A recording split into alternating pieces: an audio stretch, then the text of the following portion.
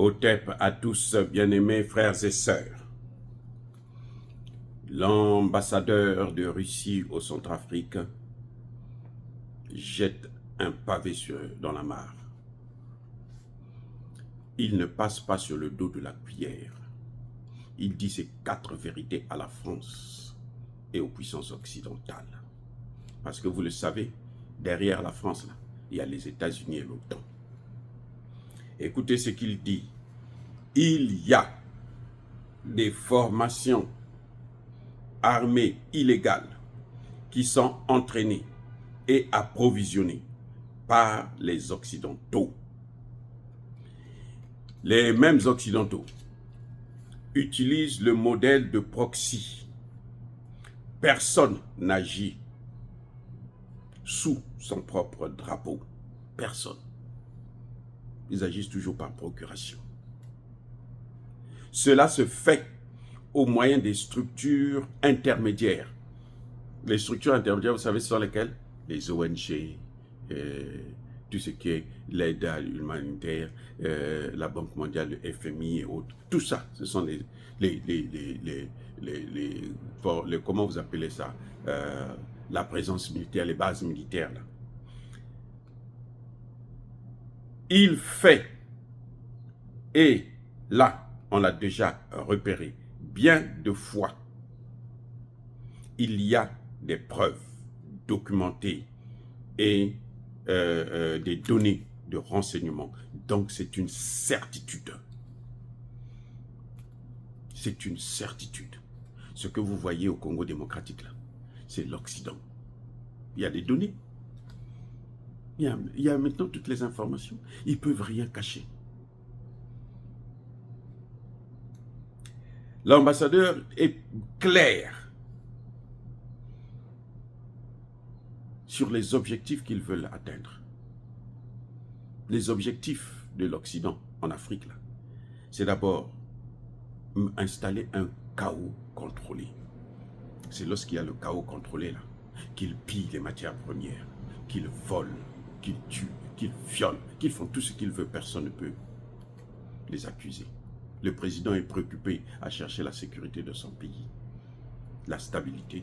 Eh bien, eux, pendant ce temps, ils sont en train de piller les matières premières. Ils sont en train de vous appauvrir.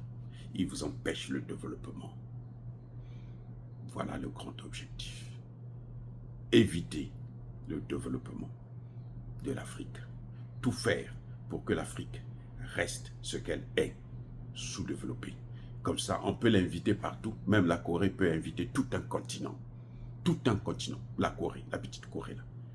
Elle invite tout un continent. 50 millions d'habitants. Invite 1,5 milliard d'habitants pour venir s'asseoir à leur table et puis vont dire, bon, comment je peux vous nourrir un peu, vous aider, parce que vous souffrez tôt, alors que c'est vous qui avez les matières premières qui font leur développement. La Corée, le grand producteur de téléphones, Samsung, c'est la Corée du Sud. Ils ont le coltan, ils ont le cobalt. Non. Mais comment ils le font? Mais avec nos matières premières. Ils prennent nos matières premières, ils pillent. Et puis ils nous appellent encore pour dire, bon, vous avez faim? Vous n'avez pas mangé depuis une semaine? Bon, je vais vous donner le repas pour une journée. Et puis, vous allez encore rentrer en jeûne forcé. Les pauvres cons. Donc, l'objectif, c'est le chaos maîtrisé, le chaos contrôlé. Et ils veulent évincer la Russie. Eh oui. Vous voyez comment la France fait le chantage? Elle raconte n'importe quoi. Non, les Africains n'étaient pas comme ça. Les Africains étaient plus dociles quand on les torturait. Les Africains nous aimaient quand on les massacrait. Les Africains nous adorent. Ils aiment leurs bourreaux. Maintenant, les Russes sont venus. Les Africains disent non, non, non, non. Oh, mais il y a les Russes qui sont tendres. C'est ça. Ils veulent évincer la Russie. On accuse, on diabolise la Russie. C'est tout. Pour chasser la Russie de l'Afrique. Pour éviter que les Africains puissent avoir de bonnes relations avec la Russie. Alors que la Russie est un partenaire sérieux. L'ambassadeur le dit, la Russie est un partenaire sérieux. Ils sont venus au Mali. Aujourd'hui, le Mali est libre. Ça fait même pas 5 ans. La guerre contre le terrorisme continue, puisque les Occidentaux continuent, à partir des pays limitrophes, à toujours alimenter le terrorisme. C'est vrai. Regardez au Niger. En un an. Même pas. Ils ont déjà tout arrangé. Le terrorisme continue, c'est vrai. Le terrorisme vient maintenant du Bénin. De Burkina Faso, regardez le Burkina Faso. Le Burkina Faso aujourd'hui est en train de lancer, créer une raffinerie de l'or. Ça n'a jamais existé dans un seul pays africain. Pour la première fois, un pays africain va avoir sa raffinerie pour son or. Il va transformer son or sur place. Vous ne voyez pas que c'est une avancée? Ça, c'est à cause de quoi? Parce que nous avons changé de partenaire. Parce que nous sommes capables maintenant d'assurer la sécurité des biens et des personnes. Sinon, ils auraient tout détruit pour nous dire que non, ce n'est pas votre affaire, ça c'est pour nous. Voilà ce qui fait, c'est pourquoi la France s'affole, pourquoi la France veut aller à la Seconde Guerre mondiale. Elle veut aller à la Troisième Guerre mondiale plutôt, parce qu'elle se dit, si on fait la Troisième Guerre, on va redistribuer les cartes. Elle pense que l'Afrique sera toujours là. Elle pense que l'Afrique viendra participer à cette guerre. Elle pense qu'elle va survivre de cette guerre. Mais non, maintenant que c'est la guerre nucléaire, ils ont tous l'arme nucléaire. La France a 200 têtes nucléaires. 200. Vous comprenez, non? Bien. Le vice-président de la Douma, Piotr Tolstoï, il a dit, vous avez 200 têtes nucléaires. Nous, on en a 6000. 6000.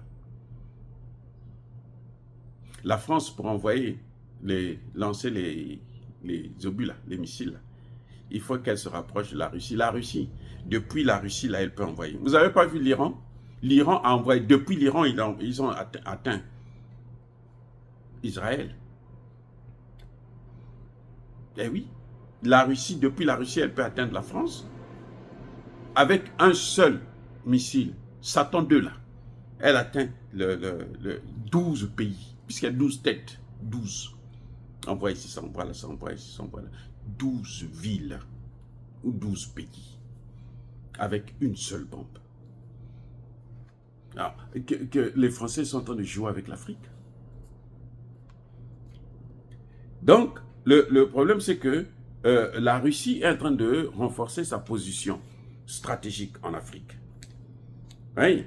Et pendant que la Russie est en train de se positionner en Afrique, eh bien, ceux qui sont venus pour nous coloniser,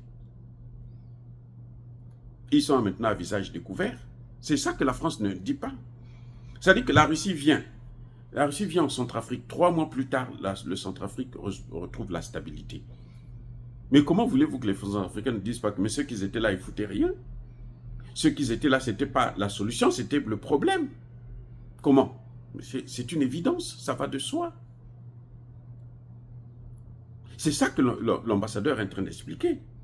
Que mais les Africains ne sont pas aussi bêtes que ça. Ils sont en train de voir que on a maintenant une alternative. Avant, on n'avait pas d'alternative parce que ce sont eux qui contrôlaient l'information. Ils pouvaient nous dire ce qu'ils voulaient. Ils pouvaient nous faire avaler ce qu'ils voulaient. Maintenant, on voit qu'il y a une différence. On a vu que la Chine, en 20 ans seulement, la Chine a construit plus d'infrastructures que tous les pays de l'OTAN, y compris les États-Unis, en plusieurs siècles. L'Afrique a fait ça en 20 ans, la Chine. Mais nous voyons, on n'a pas besoin de quoi que ce soit. Et oui, en 60 ans, la France n'a pas apporté la stabilité au Centrafrique. Les Russes apportent la stabilité en 3 mois. Attends, il y a quelque chose.